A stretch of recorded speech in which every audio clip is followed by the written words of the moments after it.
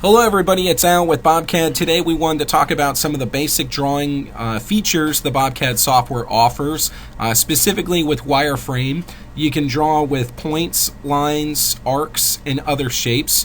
And today we want to just go through a quick example of some of the options and the way that they work. So let's look at rectangle. Rectangle allows you to define an X and Y location. As you make an adjustment to these values here, X5, Y2, you can see our rectangle is drawn on the screen. If we want to add radiuses in the corner, we can do so by typing in a radius amount. If we want to add chamfers, we can type in a chamfer amount.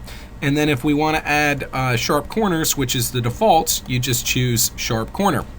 Now, as you can see, when you make adjustments to the geometry here, it will draw it out on the screen, so it's going to display what you're going to work with. For today's example, we're going to draw let's say a 6x3. Okay. Now, so this is the dimensions of the rectangle, and then over here, this is your origin. So if you want to change the location of the origin, you can do so by typing in this X and Y value. Okay. You also have some different options as far as the location of that origin. So if we go back to 0 and 0, you can choose the center of the shape, the bottom left, the bottom right, the top left, the top right.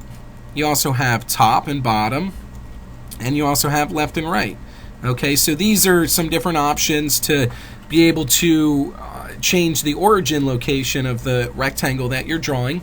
And you also have these input values here to change where that origin location is. Okay, so right now we have this rectangle drawn on the screen. Let's say that we wanted to cut out some of these corners here, and my zoom in and out is just being done with my mouse wheel, so I can zoom in.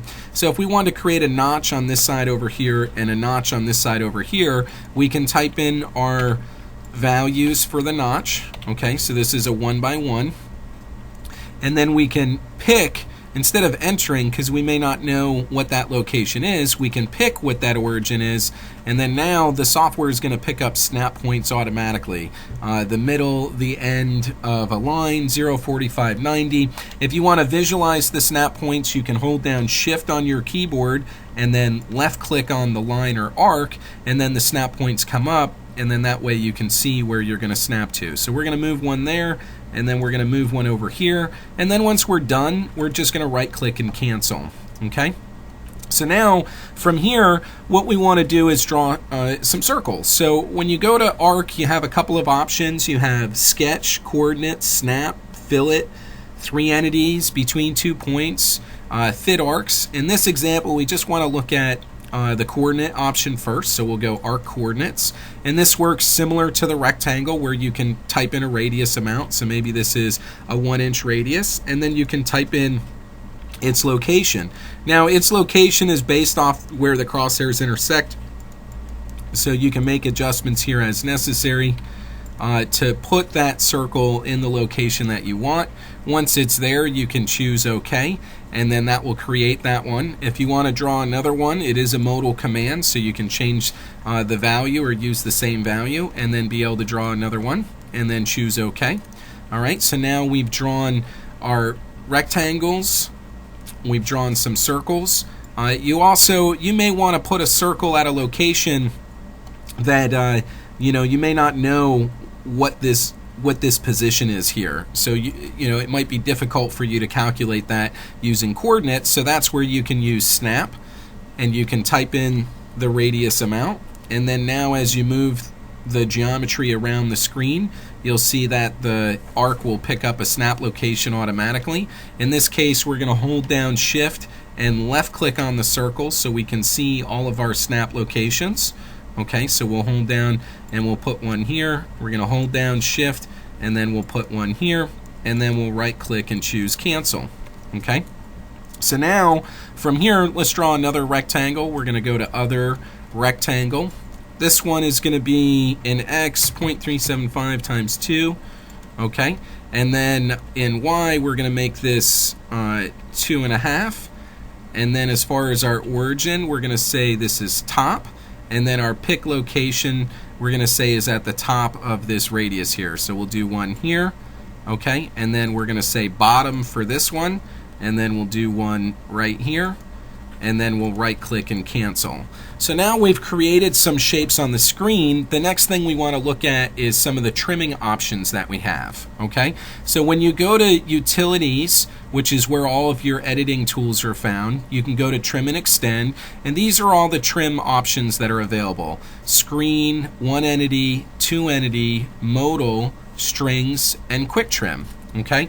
So a screen trim, if we choose that function, what that allows you to do is to click on a line or arc, okay? So I'm going to, in the midpoint of the entity, you select which side of the midpoint determines direction, okay? So if this is the midpoint of the line and I click on this side here, I've selected the entity I want to trim, and because this is a screen position, wherever I move my mouse to, it will trim that line to that position, okay?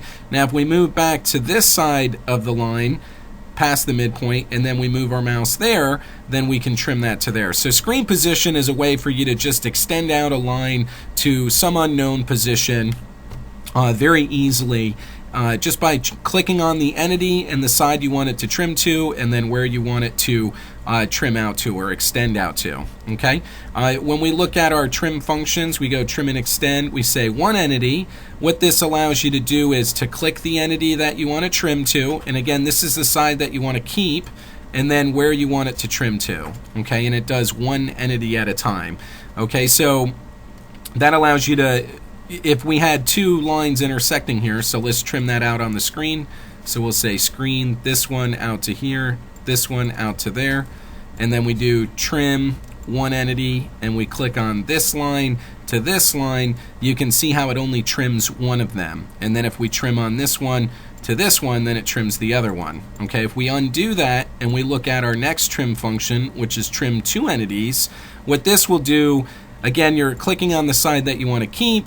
This will trim both of them at the same time. So it works the same as single, but it will trim two entities at the same time. All right, let's keep going. The next thing that we have is a modal trim. Now, a modal trim allows you to trim multiple entities to one entity.